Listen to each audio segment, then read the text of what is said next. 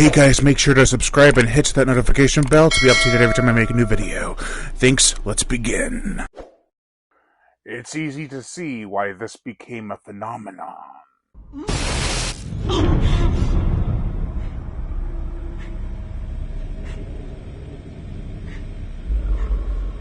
I want to play a game.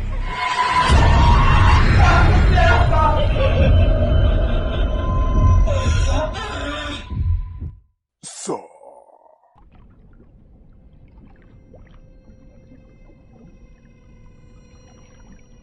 This is the 2004 crime thriller horror from director James Wan. The plot. When two men wake up trapped in a dingy bathroom with shackles on their ankles, they obviously have questions. However, the time is ticking and the saws are getting rustier. There is a game that needs to be played, and will anyone win it? As I've said in a couple of my other videos in the past, I watched this movie with Mumster, my mom, for her first time a bit ago, and she was enthralled with this film. On the edge of her seat, jumping around and screaming. I hadn't ever seen my mother that into a movie so much as in Saw. I just wish I got it on camera. But that's just the thing about Saw. Everything about it screams iconic. It's engaging, thrilling, interesting, scary, and on top of it all, quite brilliant. The idea of having two men trapped in a room trying to figure out why they're there and how to solve it is simply yet brilliant. A lot of people at the time actually considered this to be one of the only films to take place entirely in one room. Not true.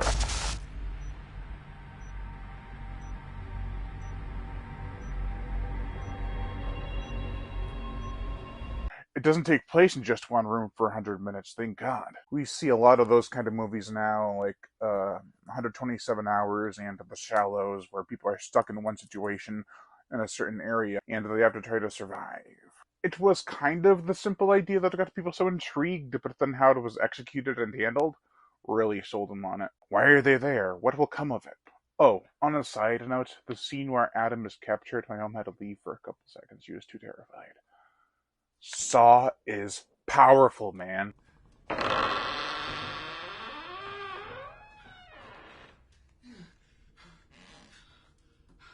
Lee Wanell, who wrote Saw and the Insidious movies, and even directed one of those, is actually a pretty good writer. I'm surprised. Not because he's a good writer, but because he can also act, direct, multi-talented. Let's get into those characters, shall we? Adam is a photographer, and his companion on the other side of the room is Dr. Lawrence Gordon, played by Carrie Elvis from The Princess Bride. They both have their secrets, and it's executed quite brilliantly. I remember watching this for the first time back in 2005, I think. It was shortly after it was released. And being shocked at every twist and turn. Every revelation has a repercussion. David Tabb, played by Danny Glover from Lethal Weapon 1-4 and Predator 2, is the detective turned determined by his obsession with tracking down A1 Jigsaw. One of the other minor characters, Amanda, played by Shawnee Smith from 1988's The Blob, only has one scene. And wow, what a scene. She's basically stuck in a reverse bear trap. It's shocking, to say the least. Speaking of shocking, the ending of this movie. Whew! Much like myself when I first saw it, my mom was dead quiet when that happened. She was just like... Then when it all came crashing down on her, she's like, oh my God. Now, I know I've said brilliant a couple times in this review, but I think one more is deserved for that ending. Brilliant. Oh, no! Don't leave me! There is one sort of flaw, if it even is a flaw, because we don't know if it's poison or not. He could have just been sitting in some fake blood. It might have not been poison at all. But then it would kind of not work on Adam if that were the case. Because if he has to give him the poison from the blood, What? I have to die. I'm sorry. There are also a couple of off-putting line deliveries where I feel it wasn't acted as well as it could have been, but it kind of shows the charm of this low-budget affair. It cost $1,200,000 to make, and it grossed over $100 million. It was impressive. It wasn't the first film to bank off a big box office on the low budget, but it still grew a franchise that is still going strong today with the new Saw 10. The series became infamous, notorious for its traps and torture devices. Let's get into that, shall we? The gore, the effects, the twist was impressive, and so are the traps. A couple of them were undefeatable and quite unfair. Actually, there's a few of them. Another had a chance that was slim, but possible, I guess, while the last one, it was so easy.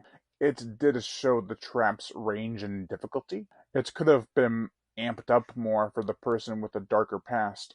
However, I feel that if it was amped up that much, Jigsaw didn't want you to win.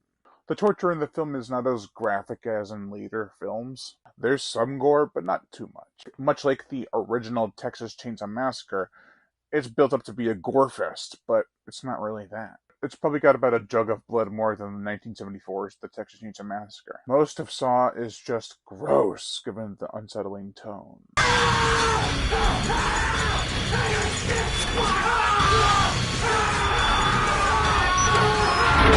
We get to these icky, grimy locations that are filthy and just want to make you leave them. It does deliver on the title, though, giving us a saw at the end, being used in a disturbing yet tasteful way. The motion picture soundtrack Charlie Clouser, who also composed all the Saw movies, the collection, as well as some other great stuff, composed some excellent and iconic music here. The main theme has stuck with people. There are other themes like Be Alright, Hello Zep, and a Zep Overture, which is the big one, that's really helped to amplify the emotion and powerful nature of these scenarios. Also, Reverse Bear Trap is notable for scratchy violins, which would have become very prominent in James Wan's Insidious movies. Overall, Saw is a classic, and for good reason. What James Wan and Leigh Whannell brought to the table was style and substance. It really grabs your attention despite some limitations. The acting is a bit off sometimes, and the cinematography, while perfect for the Grime, has editing that butchers it. It was kind of cool in the 2000s, but it's seriously dated now. It was kind of cool when Dark Castle did it with 1999's House on Haunted Hill and 2002's 13 Ghosts. And it does so much work in Saw to a degree. I'm on the fence about it, honestly. It's a perfect spooky time of the year type movie. Not really a Halloween movie, but they got released on Halloween almost every year for 7 years. It's a perfect to watch with friends and maybe family if they're into that kind of stuff. Otherwise, they might be turned off by the title alone. That's how impactful Saw is. You could just look at a 3-letter word and be like, deterred by it. It's not just a classic because of its legacy. This is a legit superb film. If my mom loves it, you'll probably love it too. She's like, I never knew it was like that. That's not to say she's hard to please. I just never saw her act the way she did when she saw.